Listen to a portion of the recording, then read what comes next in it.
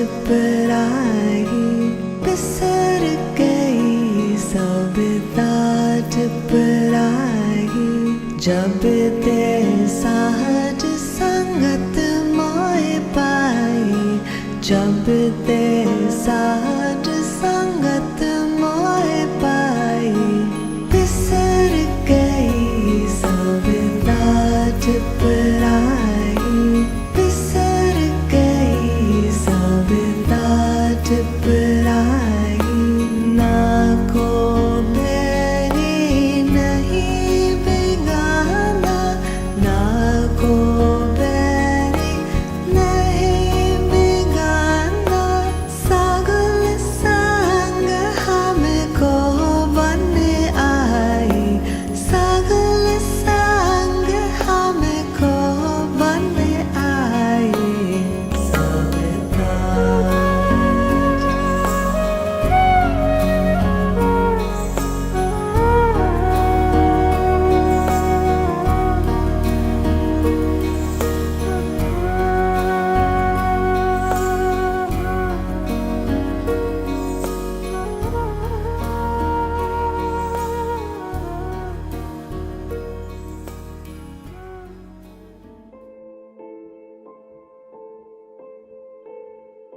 Every culture has a story, a worldview that explains who we are, what life is, and what our purpose is.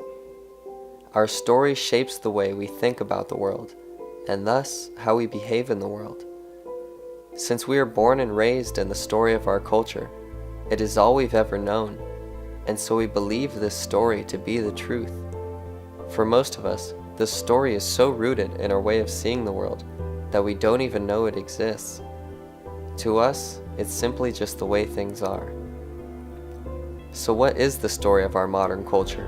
What are the beliefs that shape our understanding of ourselves and the world we live in? What is the story that we live by? And is it possible for us to see this story as a story? Or is it so deeply ingrained in our way of thinking that it is impossible to look at it objectively?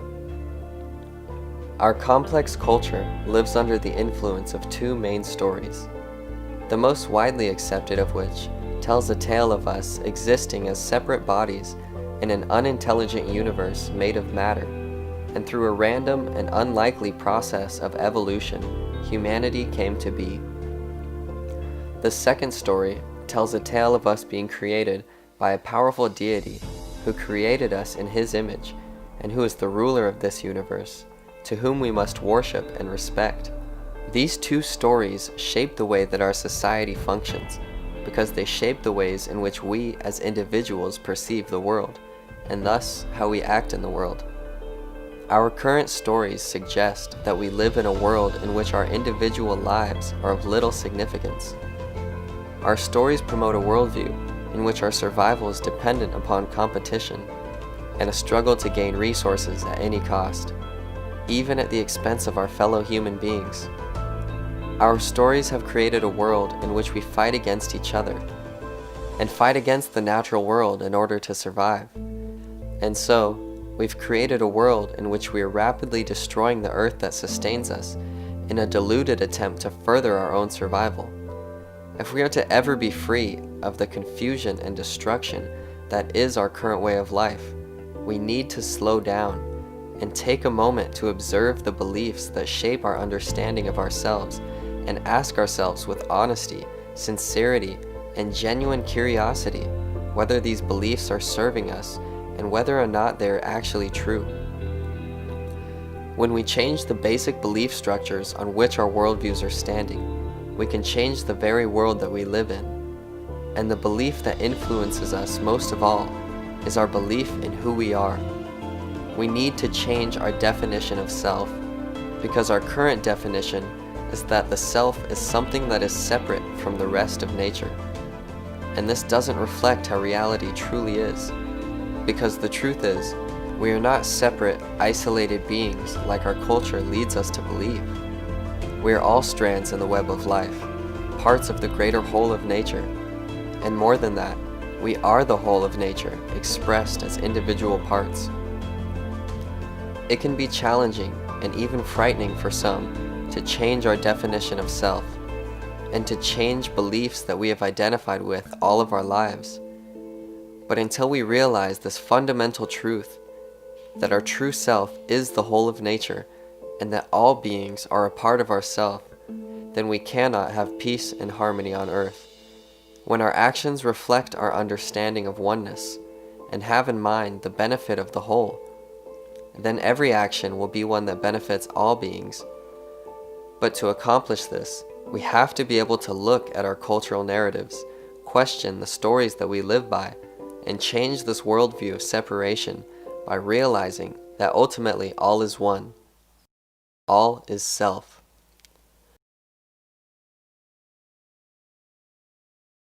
Around the world, the truth of our oneness is known by native cultures, spiritual traditions, and even some modern scientists. This film aims to give these people of the world the opportunity to share their wisdom with you, with the hopes that you will see we are far more than what our current stories describe us as. I've had the great privilege of traveling to several different countries and learning from spiritual teachers and masters from these countries. The result of this journey is the film that you are now watching. It's my greatest hope that this film can help you realize that you're not separate, you're not alone, but that you're one with everything. It is only our beliefs that separate us. But in reality, all things are and have always been one interconnected whole. If enough of us can realize this truth, we can create a better world for ourselves and for future generations. I began my journey close to home, in search of a Native American tribe that I could learn from.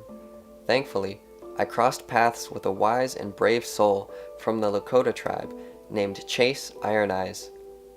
Chase was once a politician, but when the Dakota Access Pipeline threatened his native land of Standing Rock, he gave up his political career and stood up to the corporations that were threatening not only his tribe, but the sacred water of Mother Earth, water that we all depend on for life.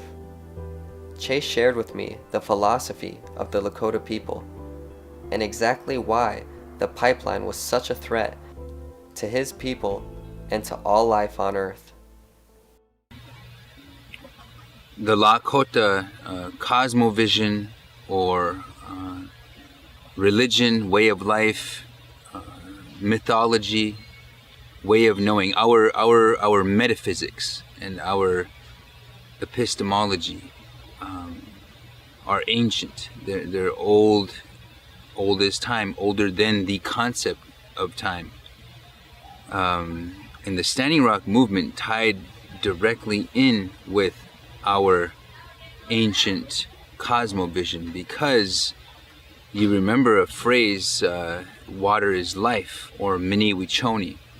And to say those words, mini wichoni, to say water is life, is a spiritual recognition of the sanctity of water, of a natural element, something that our modern economy, that's sold to us as civilization or civilized ways, doesn't even have the space for the mythological, cosmological foundation and background to even appreciate a worldview that's able to just say water is life, water is sacred. And it's like that because of our knowledge base. We have stories that tell of a time of darkness, is one way to interpret it, but the word in our language is ha. And darkness is not nothing. Darkness, dark energy, dark matter is holding the entire incomprehensible, sacred and infinite expanse together. Science is now able to show this, that 5% of the perceptible universe is what we as human beings are able to kind of avail ourselves of. But during this time, more than geologic ages ago, there was a spirit, a foremost and principal spirit that became lonely and wanted to create of itself. And our stories personify this spirit as a male, which I don't know why we do that, but that's not necessarily okay with my daughters. You know what I mean? Like when I tell them these stories, they're like, how could you say that a spirit is male or female? And you really can't.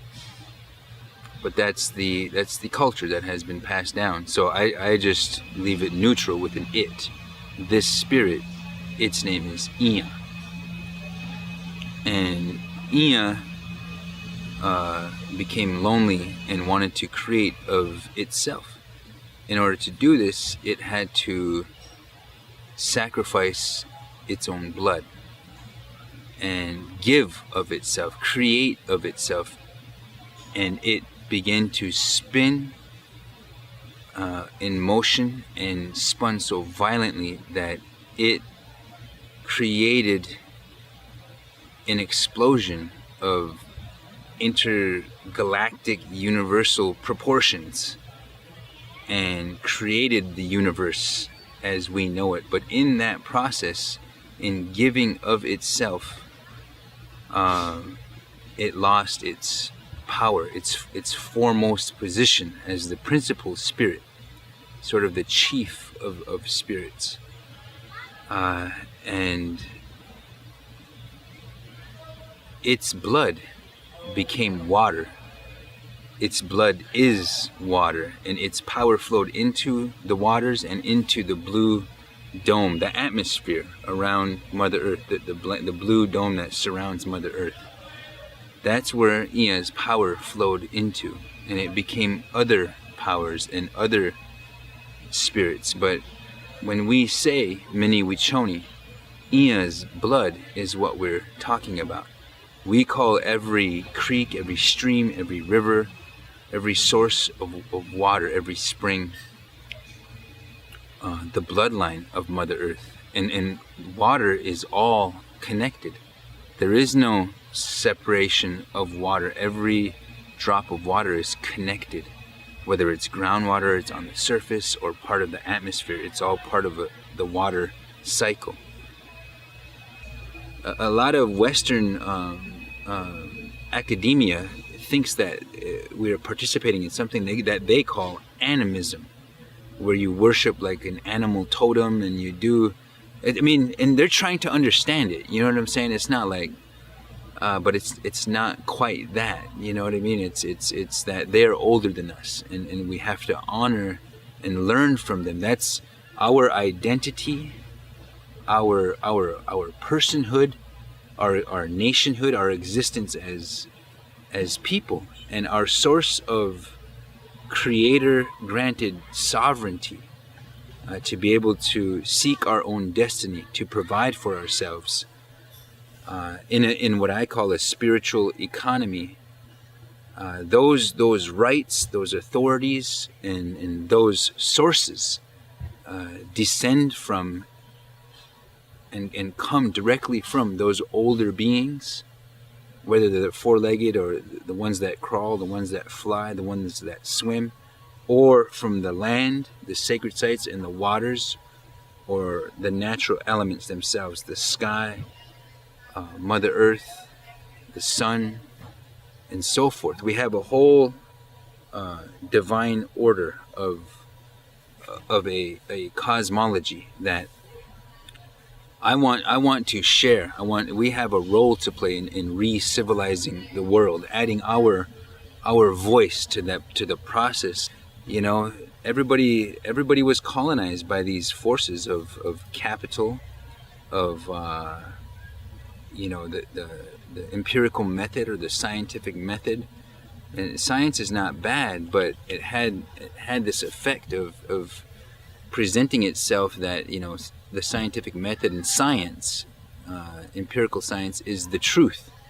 and everything else is like some primitive superstition, and all these ceremonies and these rituals are counter and anti to what the truth is or the scientific method is, and we don't we don't view it like that. The ceremonies, the instructions, the gifts that are still alive today are evolutionary in nature, and so it's meant for us to be open, to be worldly, global, and universal in scope, infinite, without end. So science is good. We incorporate science and the scientific method. Anything Western academia, theology, or philosophy, or any of their metaphysics, that's part of their journey. And we're at a point where we can learn that, we can transcend it, because for the longest time those forces have been used to usurp the spiritual authority that we are all born with. That's the process of colonization, the separation of our mind from our spirit, that happened in Europe thousands of years before anybody from Europe landed on our hemisphere. They separated people from their spirit from mind, and from their food source, and even their labor from meaning, the capital, along with currency, the concepts of currency when they were first created, food surpluses, in the very beginning of what has been sold to us as civilization. That process of colonization and results in this separation that we talked about yesterday. There is a very real effort to separate spirit from mind, and connection to people and to the older beings that are in our natural universe. And my effort is try to find ways to help the process of strengthening those connections rather than separating them or abstracting them or dividing them. We need to unify, come together, and know that we each have a spiritual home together on this planet. I talked a lot about the word indigenous. It's another one of those tricky linguistic things, because when we say indigenous, we want to think of the brown people of the jungles of South America, or the term indigenous nudity, for instance, refers to people that are trying to live in a liberated state. And it's for the last couple hundred years, it's been mostly brown people and black people who've been trying to do that.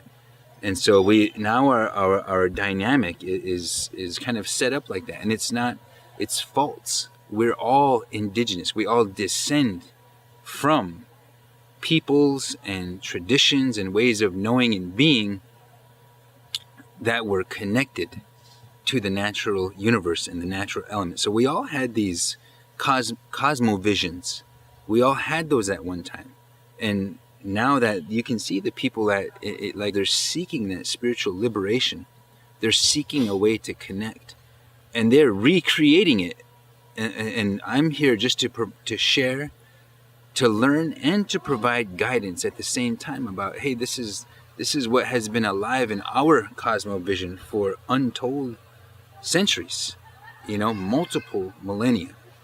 And so that's why I wanted to come into these spaces, just to be available. According to the Lakota tradition, the universe was born from an eternal spirit named Ea. The Lakota people believe that all of life comes from this spirit and contains this spirit within it. If we stick to the story that all life is made of matter, then this philosophy sounds pretty strange.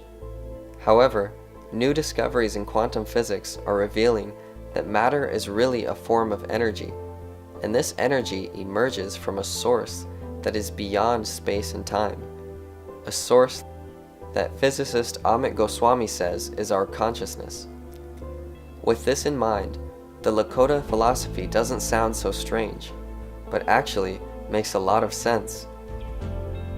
It is a simple way of describing the truth that there's a domain of reality that exists beyond the world we perceive.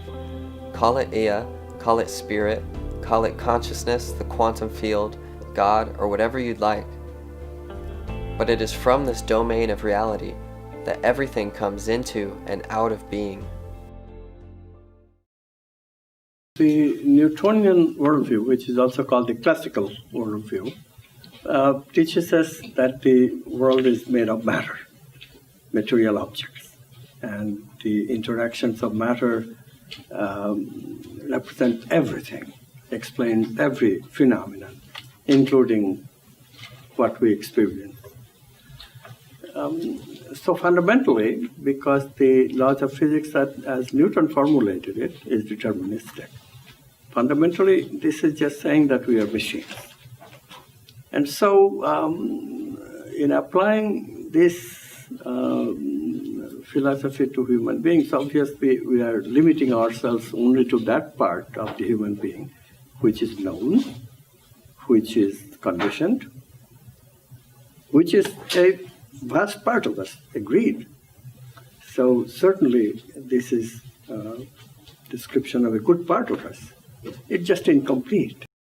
Because if human life was only to live life as you are built, as a machine, then there is no life to live. And indeed, we wouldn't have experiences, we wouldn't have worldviews, we wouldn't have philosophies, we wouldn't have meaning or feeling or intuitions to change and all this. Quantum physics allows us to make a science of all of our experiences, because it fundamentally says that it's not matter which is the ground of being, but consciousness. Quantum physics says from the beginning that quantum objects are waves of potentiality, waves of possibility. And these waves of possibility reside in a domain that is outside of space and time. How is that different from space and time? It is different because communication is instantaneous in that domain. Instantaneous communication means no signal is needed. Instantaneous communication also means that everything in that realm is interconnected instantly, and therefore there is no separateness. What there is unity, one thing. And I have shown in my work that that one thing is our consciousness. Ancient traditions have suggested that the source of all life is this universal consciousness, from which our individual consciousness is an expression. New studies in quantum physics are beginning to reveal that what these ancient traditions knew was true. This information reveals that not only are we connected physically as bodies that are inseparable from the natural world that sustains us, but we are also spiritually connected by the one source of consciousness from which all life emerges. If there is only one consciousness, and it is from this consciousness that all things emerge, then why does it appear that we each have an individual consciousness? Amit Goswami explains that in order for there to be any experience, there has to be a subject and an object. There has to be the one who observes and the objects that are being observed. Without this subject-object split, there can be no experience. The mind is the medium through which this subject-object split happens, and in this way, the one field of consciousness experiences itself through different mediums, creating the illusion of separation. Yet, this illusion of separation is still a manifestation of the one substance of consciousness.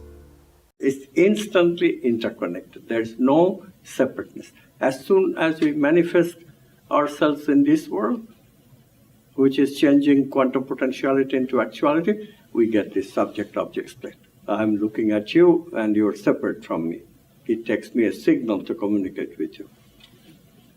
Now we definitely can explain how this is, because we have understood the mechanism by which brain makes a representation of consciousness in itself. Brain sort of captures consciousness in a loop that consciousness cannot get out of. When you sleep, we get out of it, but then we are into oneness. So either oneness or separateness. The price of separateness is the individuality, because I have to identify with my brain. And my brain is going to develop different sets of memories than your brain, and therefore the individuality as I grow will become bigger and bigger. The brain is a potentiality of matter that is different from the potentiality that makes a rock.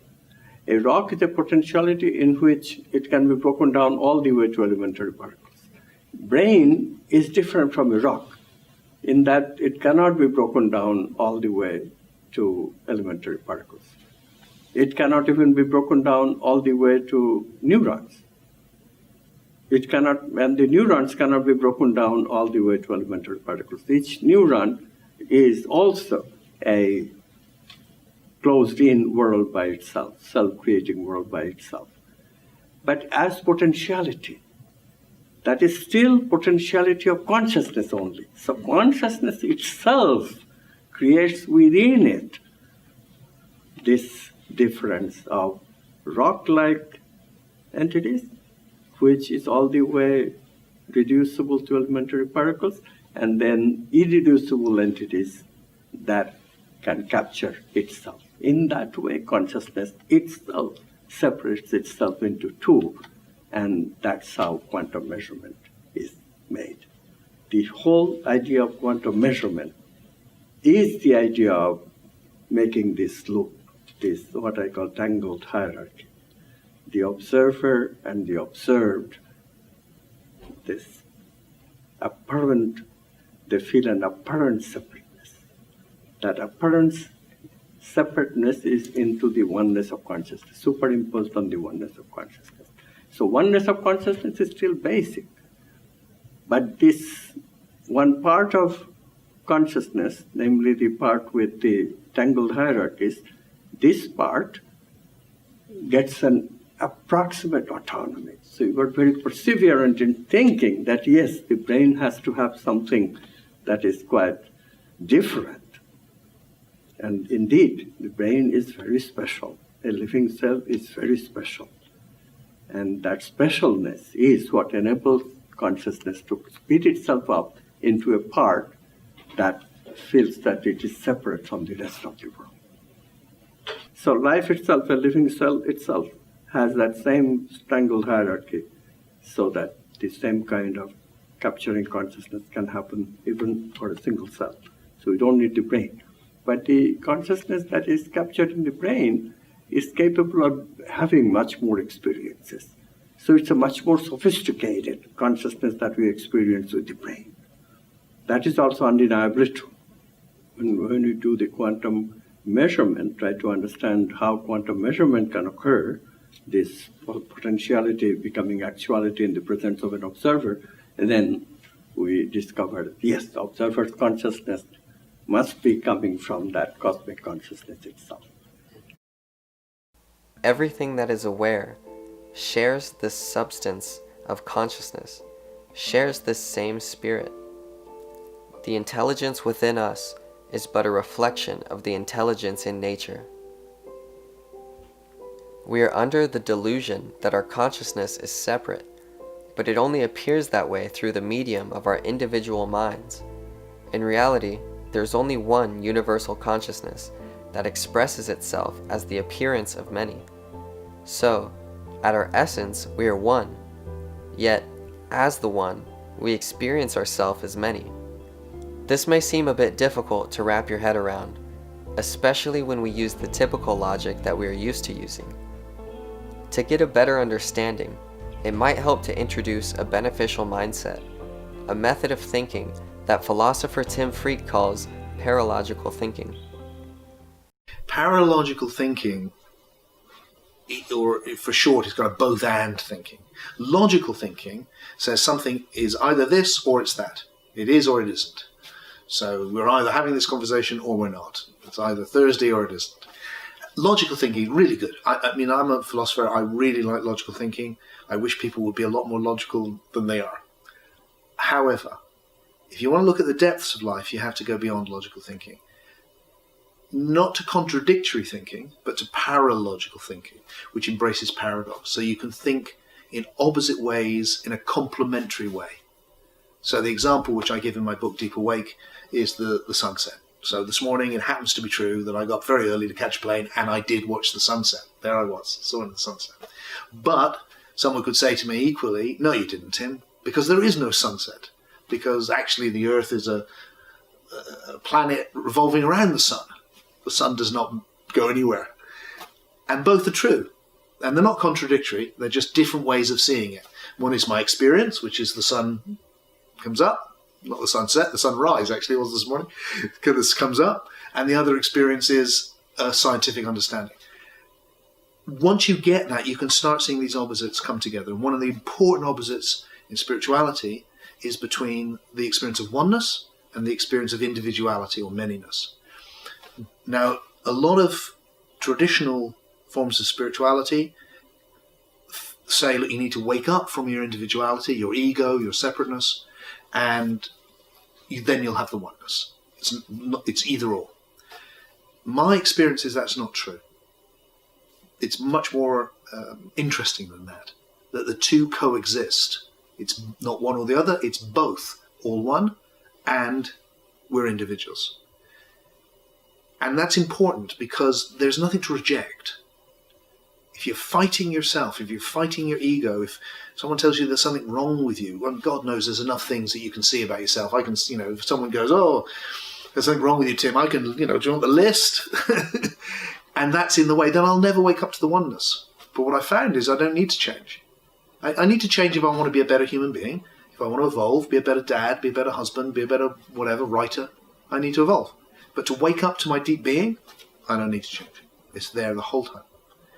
And when I wake up to it, rather than it taking me away from Tim, I can engage with Tim. I can love him for a start off, which is not easy. And I can engage with his journey. So for me, the paralogical thinking is really important because it can help us go, no, not all one instead of many, but as well as. So let's wake up to the oneness, feel that big love, and then re-engage with the journey, the evolutionary journey of individuating, becoming more individual. And then through that individuality, we wake up more, and then we become more individual, and through that individuality, we wake up to the oneness, and the someone is waking up to the one. And then we're bringing the one, the love, into the world. And we're engaging with an evolutionary process then that's been going on for 13.8 billion years, and we're at the forefront of that process, bringing ever more emergent qualities into existence. You can see this paradox everywhere, actually. There's I love some of the ones in science. One of the deep ones in science is in quantum physics, where Niels Bohr and the early quantum physicists were looking at light. What's light? And in this very famous experiment called the double slit experiment, they discovered that if you set the experiment up one way, light appears as if it's individual pockets of energy. And then if you set it up in another way, it's one wave. And Niels Bohr made this huge jump where he said, look, I don't think it's either one or the other. I think it's both, depending on how you look at it. And that's really profound. He called that theory complementarity, and it's his version of paralogical thinking. It's the same in physics. And what that idea that that it's either discrete entities or it's one wave. And that's the same with us. We're either discrete individuals or there's just one existence. And what I love is that we can move between those perspectives. Oh, there's one. Oh, there's many. Oh, there's one. And we can move between those two. And we don't have to be stuck in either because they're both true in their own way. And the love comes when you have the both. If you just withdraw to the oneness, it's kind of empty. There's quite cold there. But if you're engaged with the body and the journey and the individuality as well, then there's this immense feeling. There's connectivity, there's love. Because we connect because we're two. We connect as one because we appear to be two. And it's that connecting as one through being two, which is the love. The simplest way that I share to wake up is to first of all be conscious of how mysterious existence is, because what that does is it takes you out of the limiting ideas you have. Most of us come into a culture, we become enculturated by a certain story about what reality is, and then we just live in it. So you're not really very conscious at all. So you need to break out of that, and one of the ways of breaking out of that is doubt and questioning and mystery. So just to be here with a sense of just the breathtaking mystery that we exist, and to feel that mystery, that immediately starts to wake you up. And then it's just a matter of what you do with your attention. So it's focus. So if you really focus in on your sensations, you'll start to wake up.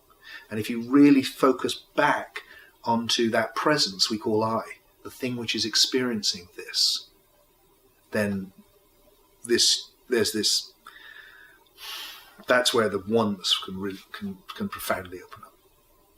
And what I like to do is to do it with each other, so that I can connect in that oneness with you, so that we're both separate individuals connecting, but also one.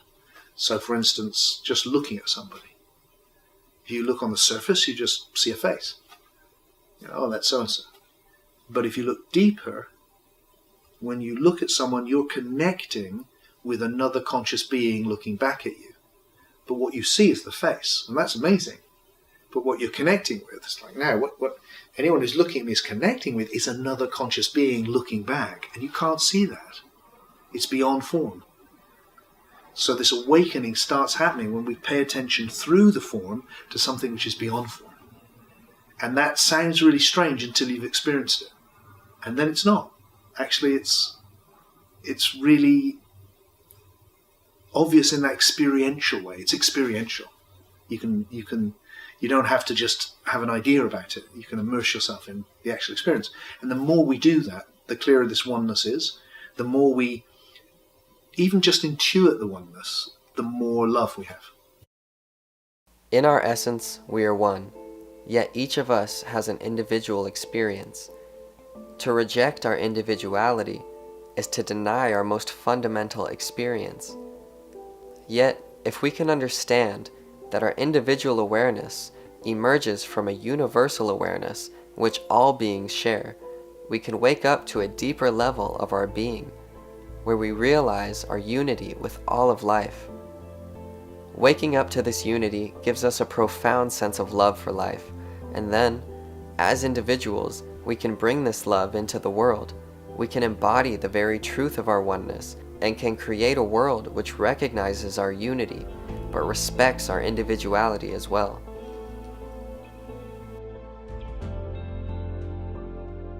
Still in the United States, I had the privilege of speaking with another wise soul, Don Miguel Ruiz Jr., an author and teacher from the Toltec tradition.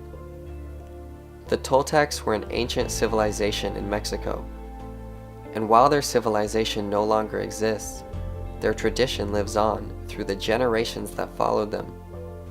One philosophy that the Toltecs had acknowledges the power our individual experience has in creating our collective reality.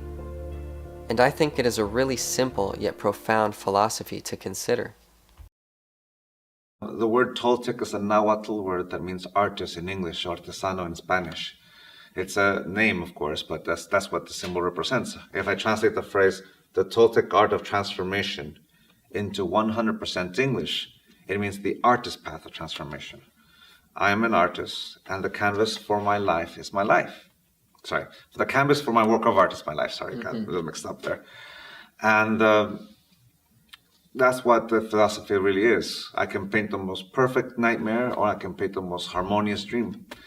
And the way my family teaches it is that you could say that as a civilization, it ceased to exist over 500 years ago. It thrived over 500 years ago. You can say that we consider ourselves the descendants of the Teotihuacans, from the Teotihuacan civilization, and from generation to generation, from Tula to all these other places, the civilization blossomed and grew, fell apart, grew. It's just this cycle until the expansion of the Aztecs, expansion of the Spanish Empire, and then you can say it ceased to exist in that way, and it became an oral tradition.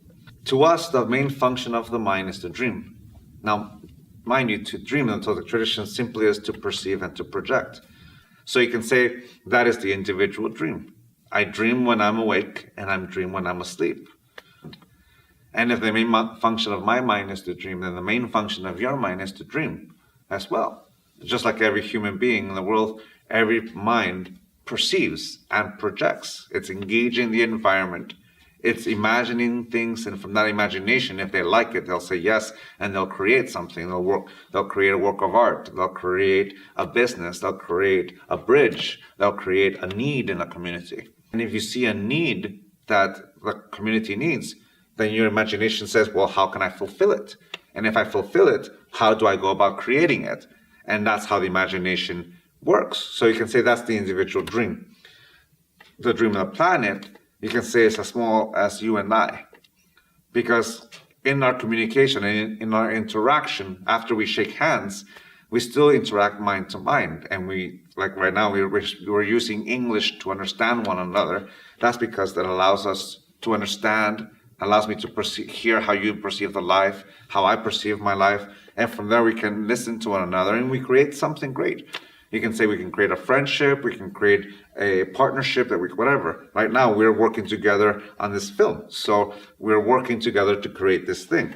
So you can say that relationship is what we know as the dream of the planet. Or you can say, in this simple form, the dream of us. Because we're interacting with one another, we're understanding one another, and it's as big as 7.5 human beings living life, and it's as small as 3 people in a room talking to one another. Mm-hmm. So for us, that's the dream of the planet. You can call it civilization, you can call it culture.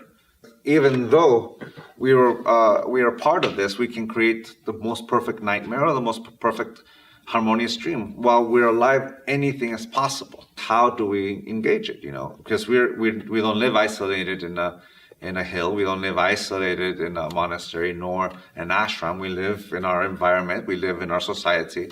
So what do I control? How do I contribute? Because I only control to the tips of my fingers. I don't control the will of another person, nor do I control their perception. I only control my own. So it starts with me. It starts with myself. So if I want to contribute to a harmonious dream, then I begin to create a harmonious dream within myself, to let go of any of those things that created a nightmare within my life. And part of that is to heal from those wounds. According to the Toltec tradition, each of us is living in our own personal dream, and together we create the dream of the planet. So if we are able to create a harmonious dream within our own minds, we can collectively create a harmonious dream for our planet. To create a harmonious dream within ourselves, we need to look at what is causing disharmony in our lives, whether it is fear, anger, anxiety, judgment, grief, depression, or whatever it may be. We have to look at these wounds that we have, and we have to heal them. We have to accept them, forgive them, and let them go, or else they will continue to create a disharmonious dream for us, and consequently, a disharmonious dream for the planet. The Toltec philosophy shows the connection that our minds have, and just how much we impact the world. It points out the need for us to take responsibility for ourselves, how we live our lives, and how our personal lives affect our community. Continuing on my journey, I packed up my bags and headed south for Guatemala.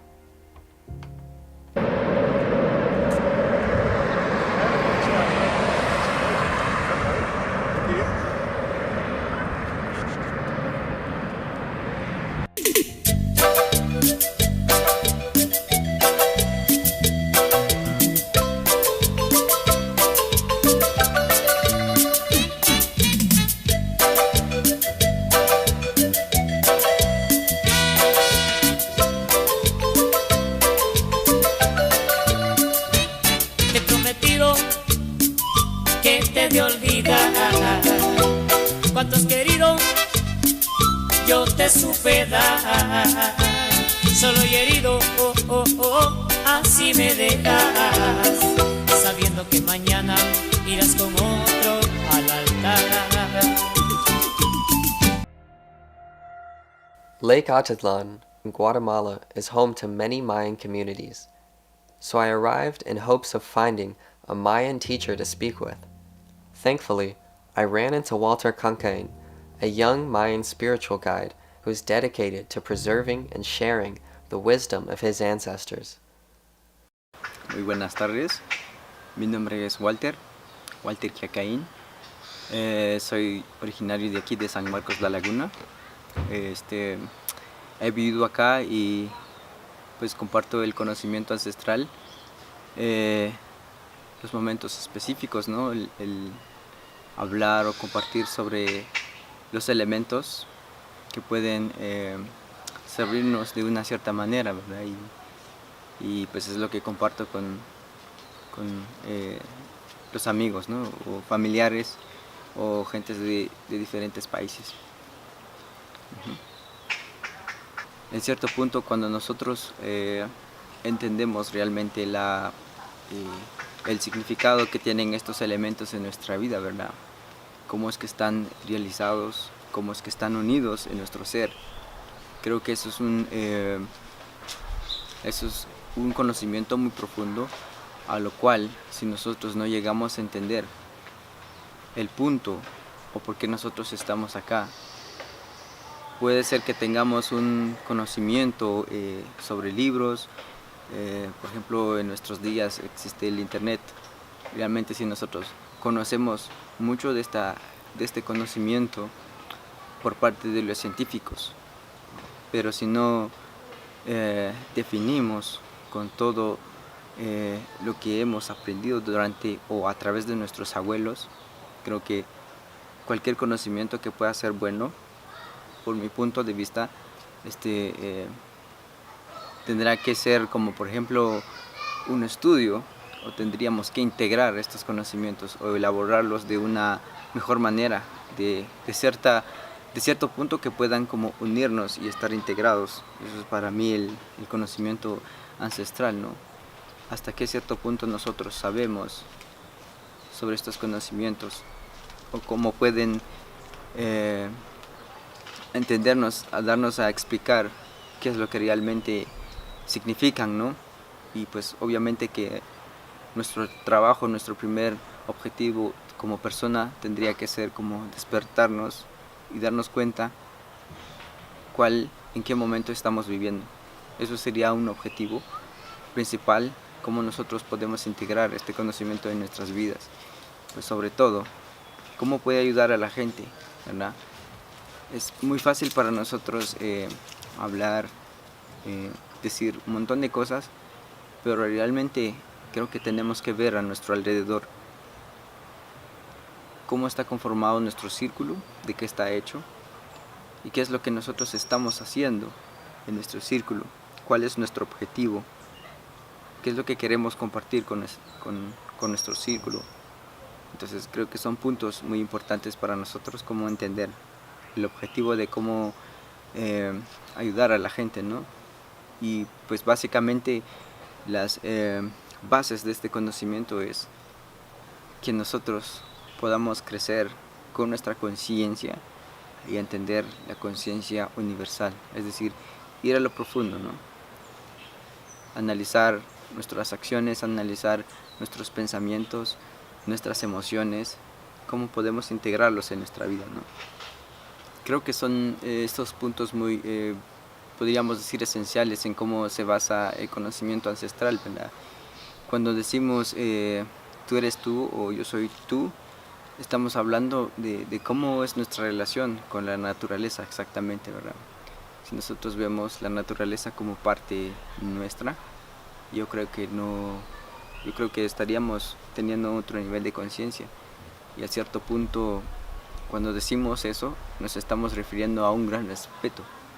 Estamos dando a entender que estamos hechos de una sola chispa, estamos hechos de una sola, de un mismo espíritu también. Entonces, cuando decimos eso, nos estamos refiriendo a nosotros mismos, es decir, el poder, la energía o el espíritu universal. O sea, tenemos la misma cara de espíritu, ¿no? Pero es decir, aquí en el plano físico, obviamente que físicamente ya es otra cara, ¿no? Pero seguimos teniendo el mismo espíritu. Entonces, este conocimiento es básicamente muy amplio y muy profundo como para entenderlo, ¿no? Es decir, realmente lo que más importa en la vida es desarrollar nuestro crecimiento espiritual. Es decir, yo creo que estamos conectados, pero no estamos conscientes de que estamos conectados. Entonces seguimos en un rumbo que al fin y al cabo no, podríamos decir, no encontramos ese despertar de la conciencia. ¿Por qué? Porque es decir, seguimos todavía en ondas muy bajas de las vibraciones. Entonces creo que es por eso que nosotros llegamos a sentir esa desconexión, llegamos a sentir o a ver ese punto, ¿verdad? Entonces mi otro consejo podría ser no sé, identificar realmente nuestras facultades, nuestros errores, porque si pedimos a alguien que nos diga cosas hermosas de la misma persona, creo que nos va a cantar mucho, nos va a decir muchas cosas, pero tratamos de esconder el lado negativo, y ese es donde hay que enfocarnos más, ¿no? ¿Por qué se les dice negativo? ¿Por qué se le dice mal? ¿Por qué se les dice oscuro, no? Entonces son puntos en general que hay que enfocarnos en qué está constituido ese punto. Walter shared with us the teachings of his Mayan ancestors and how they understood that we all share the same spirit and that the whole of nature is a part of ourself. He suggests that since we all share the same spirit, it is important that we cultivate our spiritual awareness and learn how to live at peace with ourselves and others. After Guatemala, I headed further south to Peru, a land renowned for its shamanic and mystic traditions. There, I had the privilege of meeting Maestro Juan Gabriel, an elder from the Q'ero Nation. I spoke with him and his daughter-in-law, Caroline Putnam, who traveled to Peru several years ago and ended up staying as she fell in love with Juan Gabriel's son. Together, Caroline and Juan founded Revivolution, an organization created to preserve and share the wisdom of indigenous people. They now host retreats in Peru and travel abroad, offering ceremonies and sharing the teachings of the Q'ero people.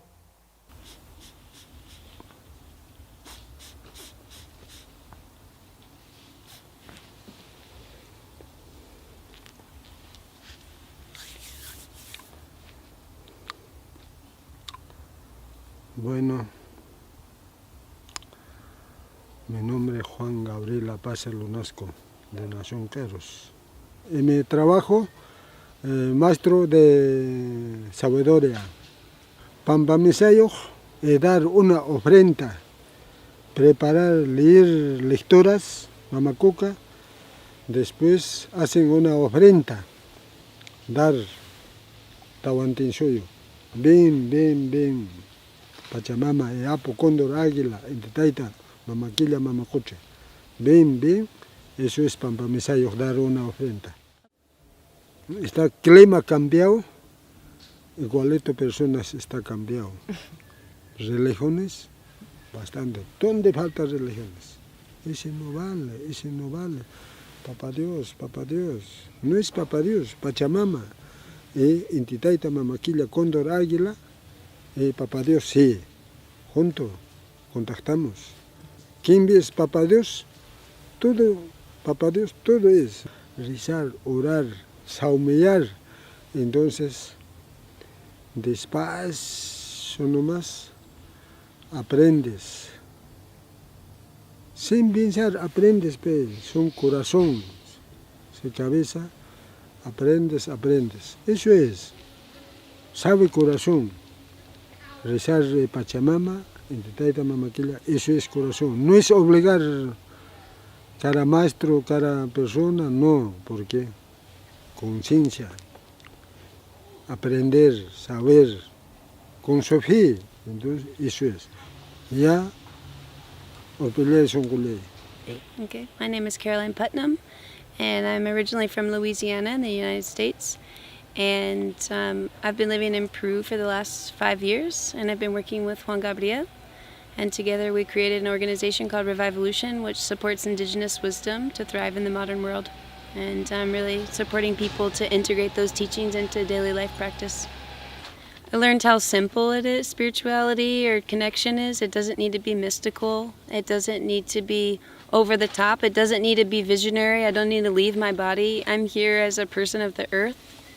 And my job at this moment is to be grounded in that and to know how every decision that I make affects others. Living in another country itself really can break down many barriers. You really start to understand the cultural context and the way that we were formed in society. And so going beyond those boundaries of not feeling comfortable to speak a language or things like that, they really break down different aspects of yourself and build up the true essence. And so speaking to Juan Gabriel and his family, when they're only speaking Quechua and we're sitting on a dirt floor and we're chewing coca and eating potatoes, we're speaking only what's necessary and the basic. And so this heart language comes out. And I really appreciate the carol because of how playful they are. There's not a day passes that they just don't like play music and dance, and it's joyful, and it doesn't have to be serious and rigid. And praying doesn't only have to be in ceremony. It's like every moment of the day, any moment of the day is fine, no matter where you are. So I really appreciate the groundedness of what it means to be human and to be alive. I wrote my first blog, and it was about protecting Mother Earth, or remembering Mother Earth and sharing with her. And I was like, oh my gosh, I don't eat organic food. And I just dropped it all in one day. I was like, went from my budget didn't change. It's not like I all of a sudden had more income or anything. I just made a value and a statement, like a value for my life, and said, if I'm praying for the Mother Earth, I really need to follow up with that, with my tangible action. And so I really looked at the things in my life that were being imported. Even though in Peru there's this beautiful market and everything looks fresh and organic, there's people walking around with spray bottles every day. I see them spraying the farms. So I really picked out and know who I'm buying from and who I'm supporting.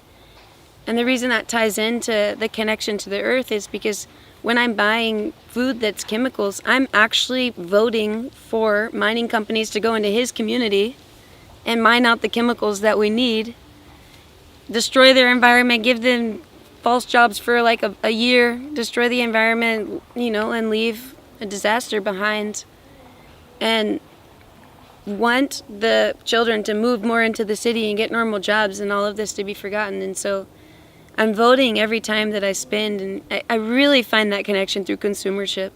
And then we can take it to the next level, and the next level I can talk about my clothes. I can actually make a garden. There's so many ways to approach that, and then we can speak about it on a spiritual level in my prayer, your prayer, our prayer. But more recently than not, over the last year, that some of the teachings finally sank in on a more personal level, and prayer was a big one. Really praying, and not only praying, but making offerings, whether it's just water that I have with me, or wine and rum as we do in our tradition, or sugar or sweets or just anything. And not only waiting until I was around a maestro, but actually taking that initiative in my own life. That shifted a lot, and I can really see creation and the collaboration that happens whenever we pray and communicate. And so now I really feel that a lot, and I'm sure there's deeper levels to experience. So in my understanding, where the balance of everything exists within us and without us, and in a more grounded way. And I think we got real grounded just sharing that even just a baby growing in the womb receives the spirit of the man, or the seed of the man, and grows in the physical body of the woman. And so Pachamama is the physical mother. She's that nurturer and gives nutrients to us through food, through water, through air. And spirit is the masculine, is the spirit that lives within us. And so it's the both that are combined into the whole. And that exists both within us as well as all around us. And so the honorings and the offerings and the prayer are the recognition of the Great Mother and the Great Father that flows through all of life. It's the whole of creation. Juan and Caroline understand that there is a spirit in nature, an intelligence or consciousness that lives through all things, a spirit that we must remember to connect with. but they also give great importance to the earth and remind us of the need to connect to the spirit in the land and to honor the elements that give us life. Their devotion to Mother Earth is something that I found inspiring, and my meeting with them gave me a deeper appreciation for the land and a new understanding of how to connect with it.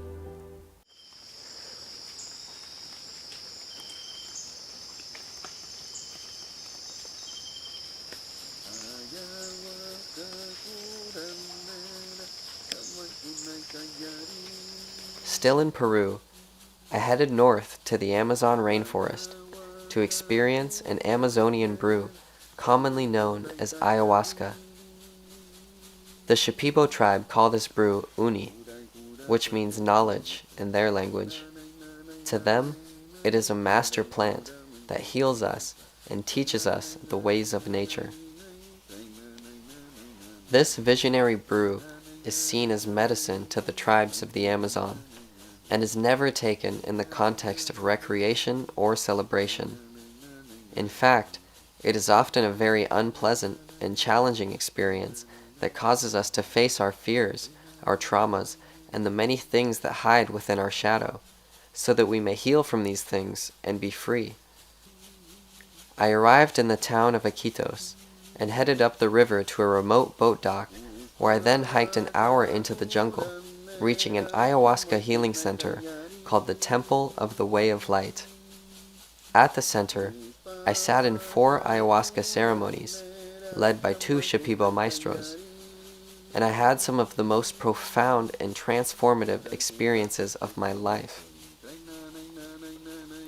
The experiences are deeply personal and extremely hard to put into words, but I realized without a shadow of a doubt that I am one with the whole of nature.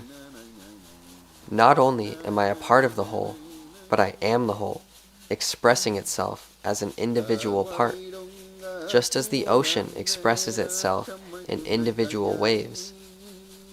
I realized that I am not limited to my material body, but that my true nature is immaterial. My awareness is not bound to this body. It is free, ever-present, and unchanging. It is the still and eternal witness, observing and participating in this beautiful, moving art piece that we call life. As Shaman Don Jose Campos says, consciousness never dies. It is always there. That is what I see with ayahuasca. I feel that ayahuasca takes away the masks we have, and it shows you who you are. I had already learned so much in Guatemala and Peru, but my journey wasn't over yet. Next, I headed to the mystical land of India, a place celebrated for its many spiritual traditions.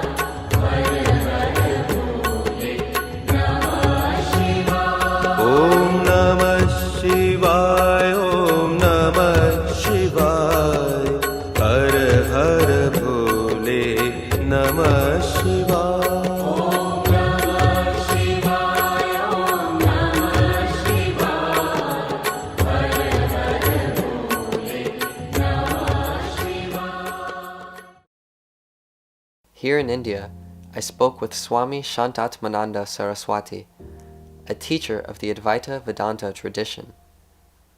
My name is Swami Shantatmananda Saraswati. I teach Advaita Vedanta here with Shankara Bhashya. I've learnt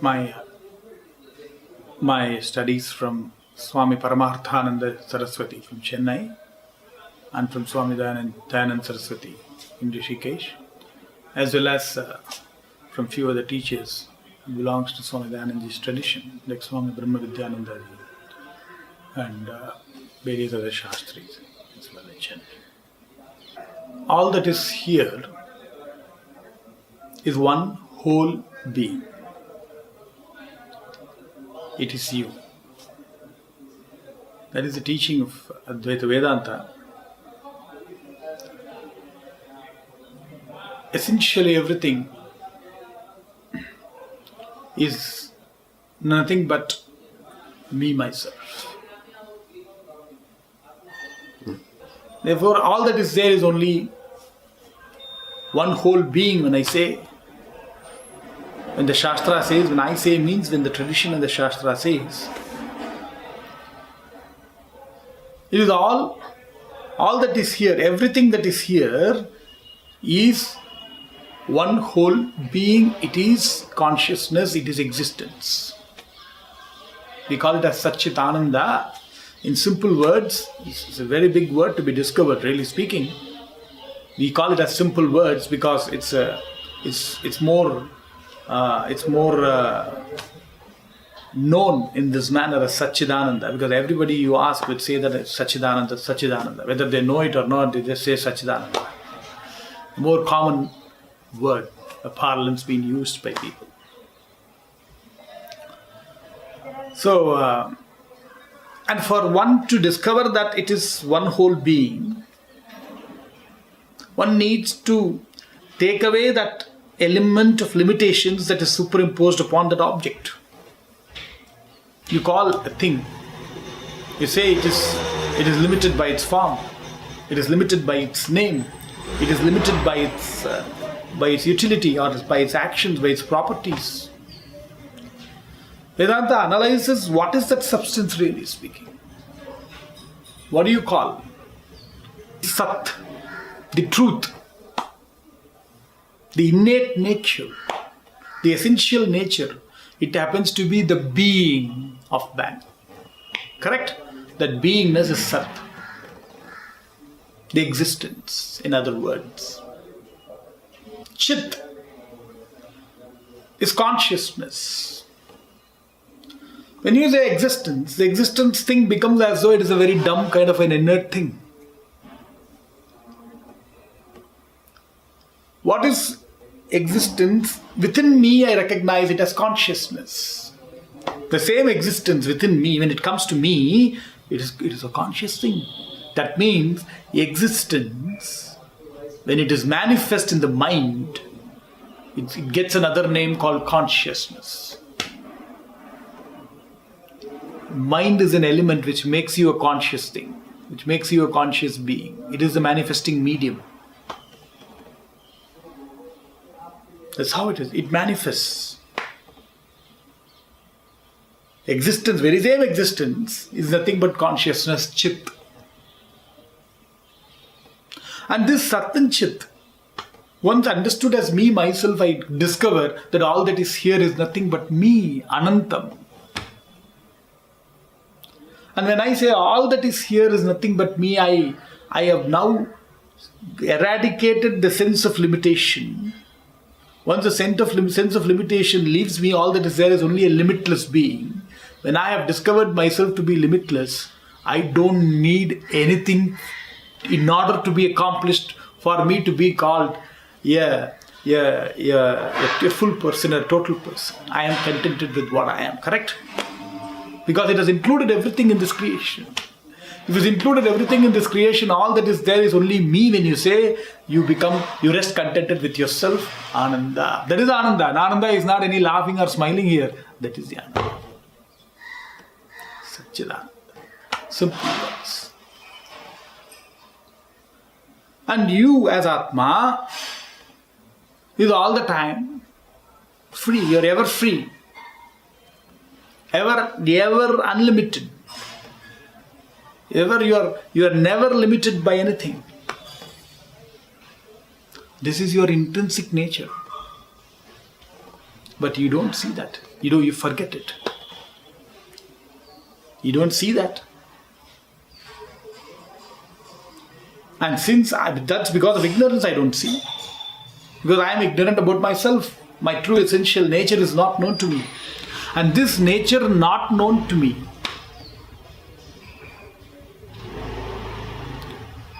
is in fact eradicated by wake of knowledge.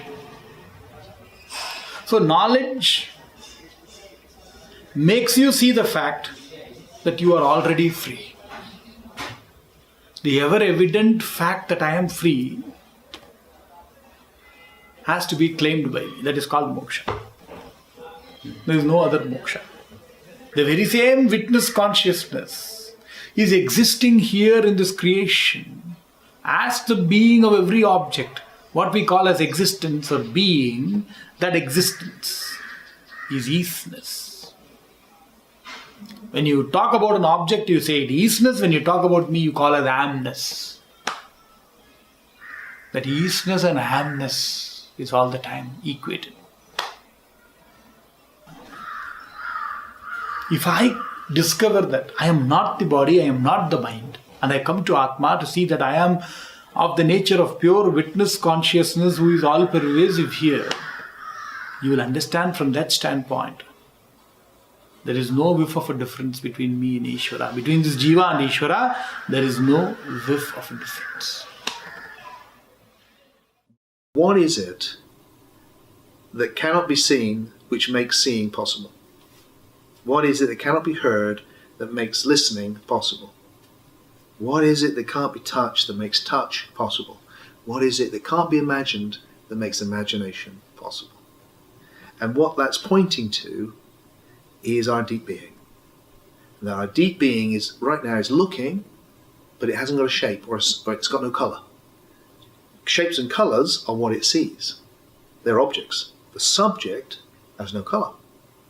The subject has no texture. You can't touch it. The subject, you can't hear it. It makes no noise. But it's listening to everything. And what that points to is this incredibly deep realization that the depths of our being has no form. That this end of our being has form, but this end of our being has no form. It's just being. It's just the presence of being. And the journey of awakening is that you wake up from the form to the formless. To this thing which is looking but you can't see. And then from there, you can then bring that oneness into the world, and that oneness in the world manifests as love. I've had the advantage of the opportunity to study a lot of traditions and write books on them. And they're all different, and they all have different flavors. But there's something they've all got in common, which is the deeper you go, you can see that what they're really pointing to is a natural state of awakening, the thing I call deep awakening. It's a natural human state. So a bit like you can go around the world and you'll always find food. Why? Because people eat. Is it the same food? No, it's really different food, but it's all food. And they're eating it because it's nutritious. Same with spirituality. It's all different. But go underneath and it's all fundamentally about shifting consciousness from this to this deep awake state. So you come across it again and again. There is a fundamental non-dual oneness. And what matters is love and the wisdom to express it. Consciousness as the ground of being certainly is what people refer to as pure consciousness, or Christianity tradition refers to as Godhead, Hinduism refers to as Brahman, and many other names. Judaism has the name Ein Sof. They're all the same thing, that oneness. I think that all spiritual traditions point to the same place. They all point to the openness of beingness, to our natural state as awakeness, to our natural state as love, to our natural state as light, and that it's called different things.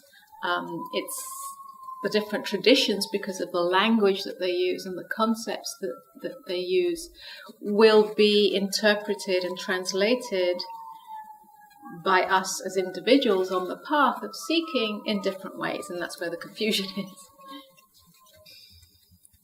Seeing, when we say seeing ourselves in others, what we're seeing is the beingness that informs all of life that informs you, that informs me, that informs the one that I hate or don't like, that informs the one that is harming me.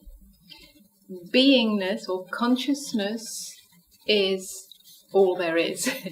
Out of that beingness and consciousness, then all forms arise. When we can really see that, there's a natural rising of compassion. But not seeing the other separate individual with their personality and their humanity as who we are, but seeing what's deeper than that. And that's where the real oneness is. That's where the real, I wouldn't call it connection, because connection still implies that there's a you and a me. Real oneness is beyond even connection. And then compassion arises naturally out of that, because when everything is seen as one beingness, one consciousness, expressing itself or manifesting itself through all forms, then how essentially there's only one. There's lots of individuals and things that appear in that one, but then all born of the one. So how can you harm the one that is who you are, or that is what you are? It becomes almost impossible to harm anything.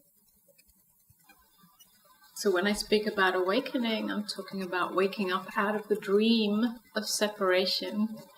And the dream of separation is the ego's perspective.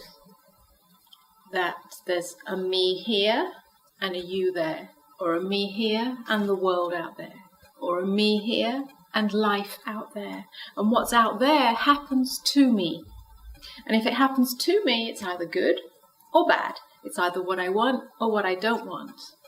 And if it's what I don't want, or what I don't like, or what hurts, or what's difficult, or what's challenging, then I'm a victim of that. Because I'm going to feel bad, I'm going to feel small, I'm going to feel disempowered, or I'm going to feel challenged, or I'm going to feel hurt. And if I feel all those things, then I'm a victim of those so-called negative feelings and thoughts. And if I'm a victim of my own thinking and my own feeling, then I'm a victim of an illusory world of the imagination. And if I'm a victim, then I'm separate from the totality. I stand outside of life, and life is doing this to me. And that's the dream of the ego's paradigm. And so then the ego is primed for defense and attack, to protect itself from what it doesn't like, it doesn't want, what's threatening, and to attack that. And attack comes in the form of judgment, it comes in the form of righteousness, it comes in the form of any kind of grievance that we hold. And that's the dream of separation that we live in, that's created a paradigm of suffering in the world, of psychological suffering, which then gets manifest as the suffering of the world itself. So we're waking up out of that. When I speak about awakening, it's waking up out of the illusion that there's anything outside of me doing something to me.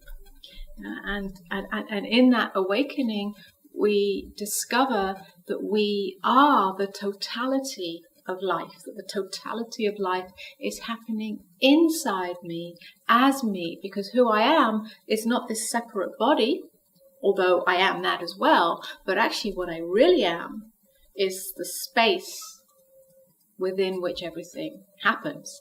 And if I'm the space within which everything happens, then nothing can ultimately hurt me. Again, I was assured that our true nature is consciousness, that we have mistaken our identity with our ego, our body, and our mind, but that our true self is the one reality that underlies everything. I was beginning to see clearly that we aren't aware of this pure consciousness because our minds are so distracted. We think constantly, and we have lost the ability to simply be and rest in our being without being disturbed by thoughts. If we want to realize our true nature, the consciousness that lies at our core, we need more than an intellectual understanding of it. We need to experience it directly. And this can only really be done in silence when the mind is still. Just as you can't see through the surface of a lake when it is disturbed by waves, you can't look deeper into your being when the mind is disturbed by thoughts. We have to still our minds and allow ourselves to rest in mental silence. Then our true nature is revealed, the consciousness that lies beneath the thoughts, beneath the worries, the fears, and the stories we tell ourselves. You are not this body. You are not this mind. You are not your name, your career, your accomplishments, your roles in life, your education, your self-image, or what anyone thinks of you. These are all things we have confused our true identity with. You are pure awareness. You are the witness of everything, the seer that can't be seen, the listener that can't be heard, the sensor that can't be sensed. Just as fire cannot burn itself, and a knife cannot cut itself, you, as consciousness, cannot be aware of yourself, for you are awareness itself, the one who is always observing, and this observing presence is essential for the existence of everything. Think about it. How could anything exist without someone there to experience it? Who would know it existed? You are the essential ingredient in life, the one that brings the world into form. You are the formless presence in which everything exists. This pure awareness is the true nature of you, your family, your friends, your pets. Every living being has at their core this pure awareness. This is the unchanging reality that lies at the source of all life. Seeking more knowledge about this universal consciousness, I headed further east to the country of Nepal. In Nepal, I was in search of a teacher from the Nyingma tradition of Tibetan Buddhism. This tradition teaches what they call Dzogchen, or the Great Perfection, and it is a teaching that claims our true nature is pristine, ever-present awareness, and it is completely whole and perfect just as it is. They say that all we need to do is realize we are already whole from the start, and there's nothing we have to seek outside of ourselves. They call this pure awareness Rigpa, and they resemble it to a mirror. Just as a mirror reflects every image within it, but is never affected by the reflections, so too does awareness reflect all experience, yet remains untouched by every experience. We have mistaken our identity for the reflections in the mirror, but if we can realize our true nature as the mirror that is reflecting, we can find freedom and peace. Unfortunately, I didn't get the opportunity to interview anyone from the tradition, but I did get the privilege of spending 10 days at the Kopan Monastery in Kathmandu, an experience that I will cherish for the rest of my life. Leaving Nepal, I headed even further east to central China's Wudang Mountains, a land renowned for its natural beauty, martial arts, and rich Taoist culture.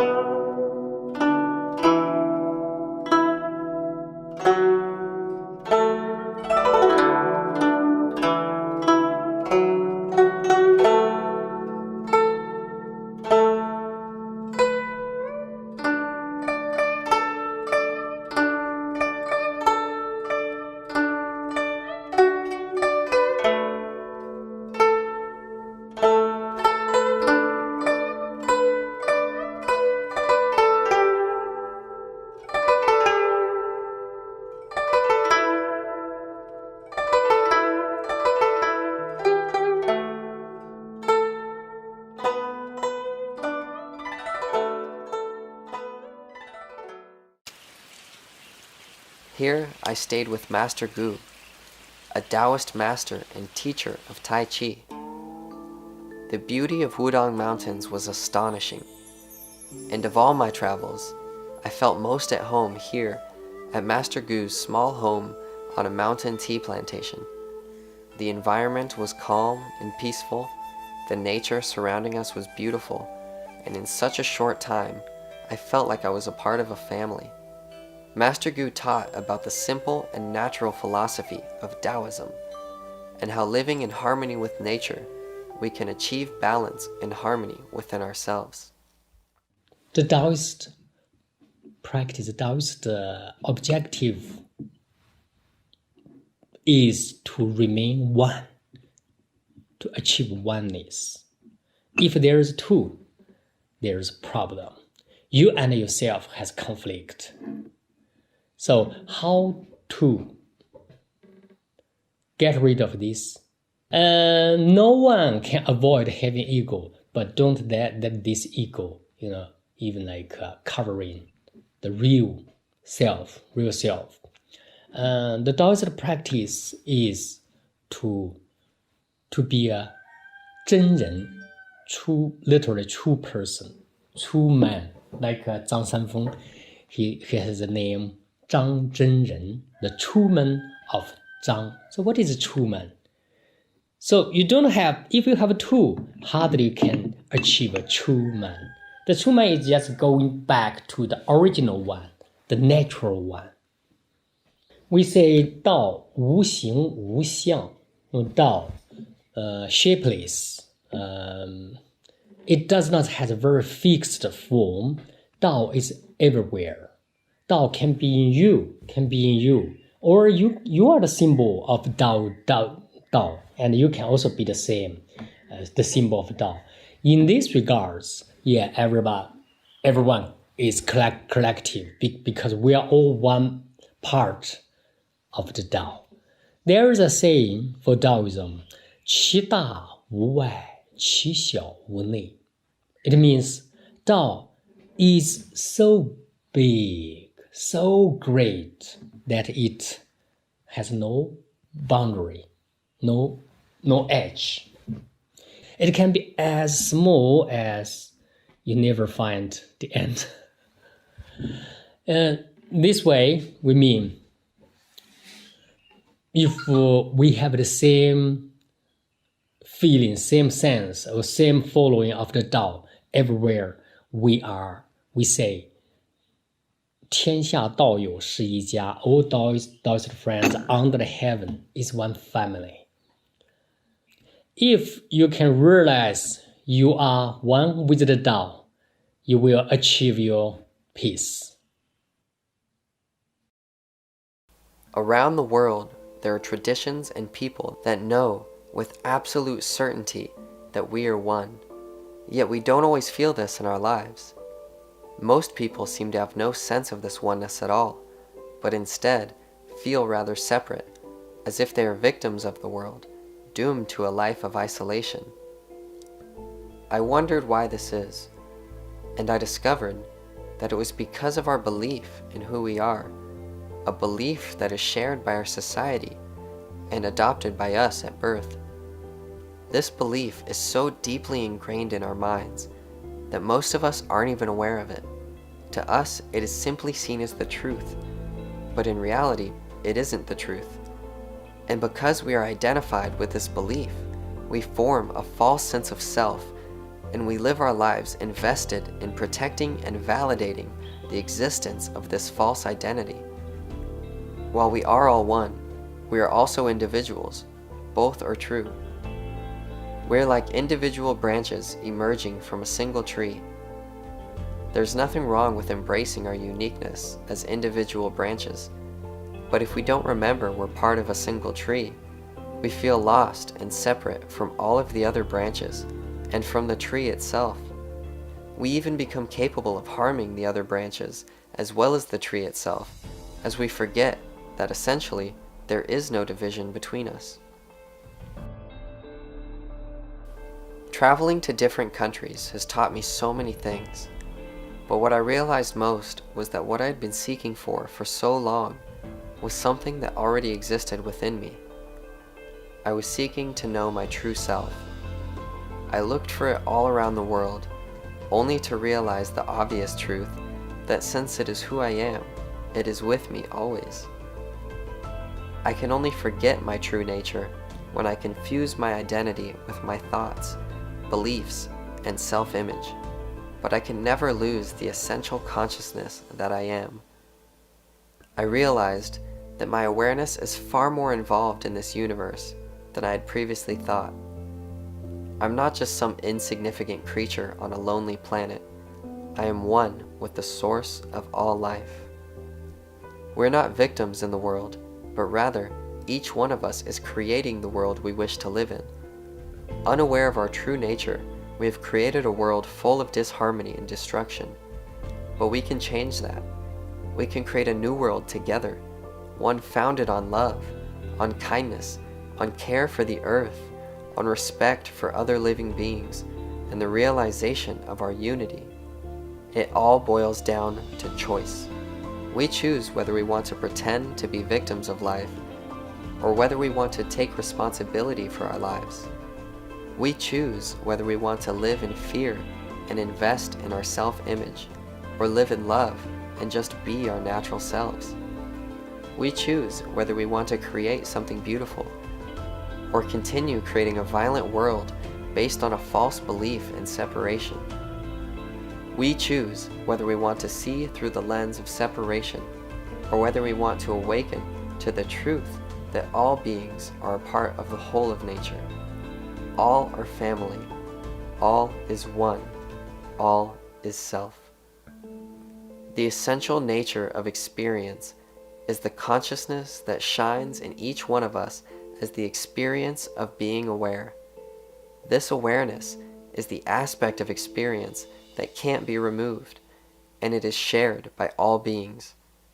It is equally available to all people at all times, regardless of circumstances, age, race, gender, nationality, or religion. Realizing our true nature as awareness is the foundation of inner peace.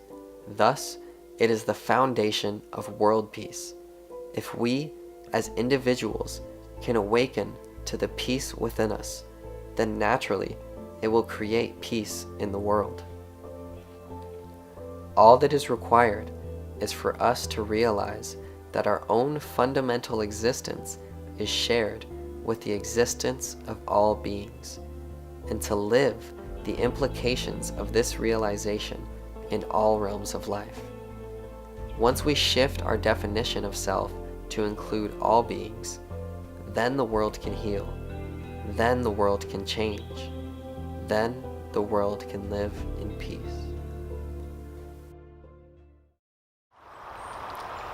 Thank you for taking the time to watch this film. I hope that it was able to point you to the truth of who you really are, because you are far more than this isolated ego personality that feels itself to be separate from nature. In truth, there is no separation in nature. All beings are an extension of the total universe. The whole of nature is expressing itself through us. And if we can realize this wholeness, this energy, and this awareness within ourselves, then we can recognize it within others as well. And we can see that there's no separation between us.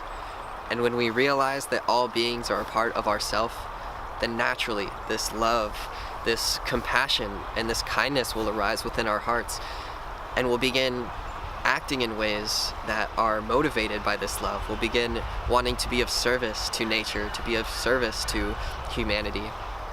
And this is what the world really needs, because the problems in the world today are a result of a worldview based on separation, on seeing ourselves as separate from the whole of nature, on seeing ourselves as separate from each other. This is what allows for us to cause harm to the environment without realizing how it affects us. This is what allows us to cause harm to one another without realizing the repercussions of our actions. Because what causes harm to nature, what causes harm to another, causes harm to ourselves. And what brings happiness to another brings happiness to ourselves. So if we can realize this truth within us, and if we can be inspired by it to act in ways that honor this truth, that honor nature, that honor life, then I'm certain we can create positive change in our world. If you'd like to learn more about what this film discussed, I've also written a book with the same title, All is Self, and it's available as a paperback or as a free ebook that you can download in the link below this video. Now, I've made this documentary and this book available for free because I want it to help people to awaken to this truth within us, to realize our connection to nature, our connection with each other. But it was not free for me to make these. It cost a lot of my money, a lot of my time and energy putting all of this together. So if you feel called to support me in this work so that I can continue making more videos, continue writing books, continue creating content that's available for free, then please consider donating and supporting me so that I can continue to do this. And I've also provided a link to my Patreon account in the description below this video. And Patreon is a platform that allows people to support creators for the work that they do. And it also comes along with different benefits depending on the subscription that you do. So it's a monthly subscription based platform, and donating $1, you get access to articles and blogs and posts that are exclusive to Patreon. If you donate $5, you get access to podcasts that I'll be doing every single week on Patreon exclusively. And there's other tiers of subscription that give you different benefits based on what you feel like donating. So if you feel called to, and if you're able to support me in this work, it's really appreciated. It really helps me so that I can continue doing this. So thank you again for taking the time to watch this film. May it inspire you to realize this truth within yourself and to act in ways that honor this truth, that honor nature, that honor other living beings. May you be happy, may you be healthy, may you be free.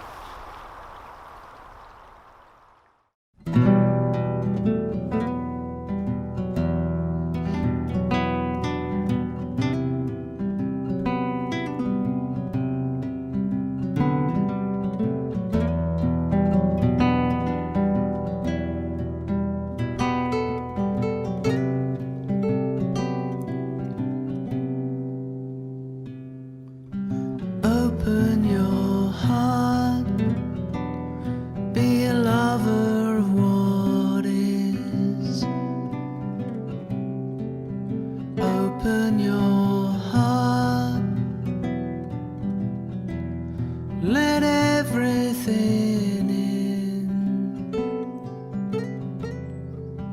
Open your heart,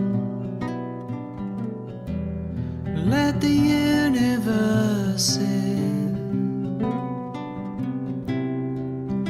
Open your heart,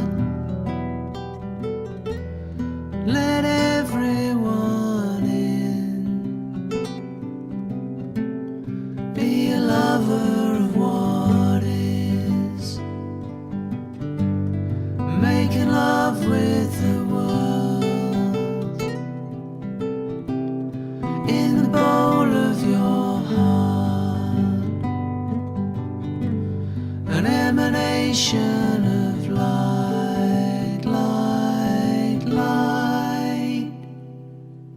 Open your heart, let everything in. Open your heart, be a lover of this. Open your heart, let everyone in.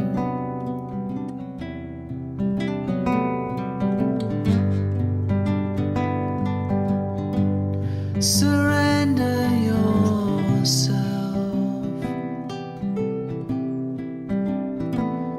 with selfless devotion, be in service to love.